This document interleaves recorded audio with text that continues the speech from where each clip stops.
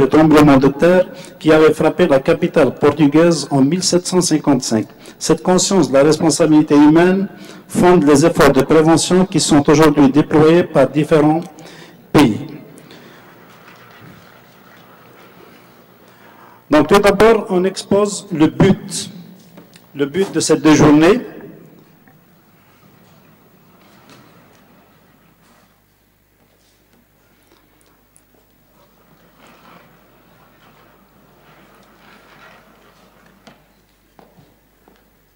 Donc, le but qu'on a assigné ou qu'on attend de ces deux journées d'études, le premier but est la sensibilisation sur les risques des catastrophes naturelles, c'est-à-dire sensibilisation à large échelle.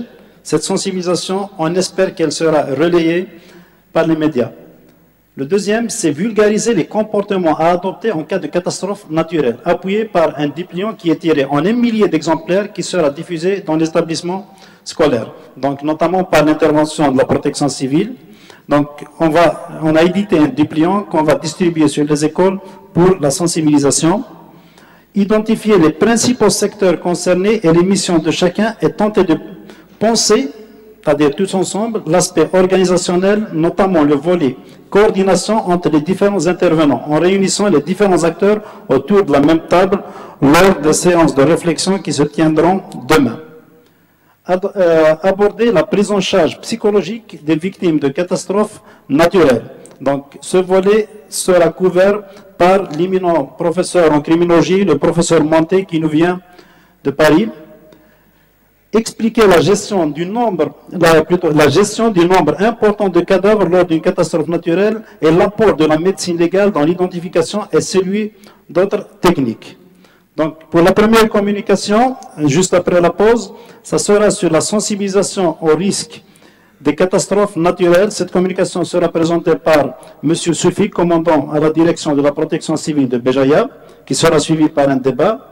La deuxième communication, prise en charge des victimes de catastrophes naturelles, donc sera présentée par le docteur Monté, directeur de l'Institut des hautes études en criminologie de Paris, conseiller à la sécurité du gouvernement étranger, expert judiciaire en criminologie d'investigation et évaluateur de risques dans le domaine de la santé.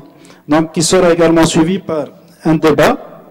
La troisième communication sera sur les catastrophes naturelles et planification, que j'animerai moi-même.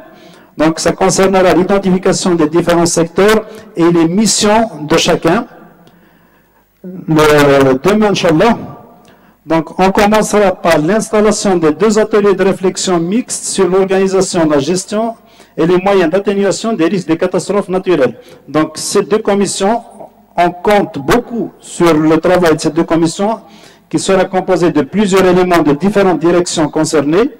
Donc, j'insiste une autre fois à ce que cette personne soit présente pour qu'on puisse ressortir des recommandations. Ces recommandations seront bien sûr consignées par écrit dans un rapport de synthèse qui sera transmis à toutes les autorités, en commençant par M. le Wali de la wilaya de Béjaïa.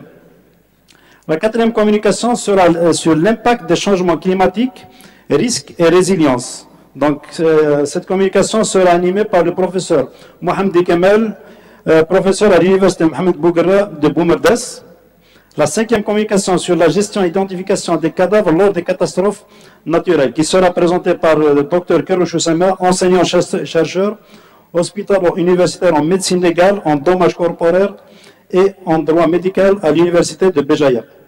Enfin, la 6e communication, je terminerai par les techniques d'identification des cadavres pour compléter un peu celle du médecin légiste. Donc, on parlera des empreintes génétiques, des empreintes digitales, d'odontologie et bien d'autres moyens d'identification que j'animerai moi-même. Puis, on terminera par la lecture des recommandations des 2 ateliers de réflexion. C'est-à-dire, on fera une synthèse de leurs travaux. Puis, on terminera par la remise des attestations et remerciements des conférenciers avant la clôture des 2 journées par M. Loueli, s'il peut venir, bien sûr. Donc, sur ce, je termine la présentation du programme et je vous invite pour une pause de 15 minutes avant de commencer avec la première communication. Merci.